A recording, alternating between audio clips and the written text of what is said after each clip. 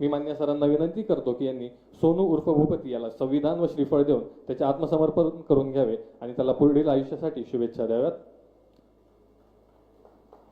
सोनू उर्फ भूपती हा आपल्या AK-47 रायफलसह मान्य मुख्यमंत्री सरांसमोर आत्मसमर्पण करीत आहे.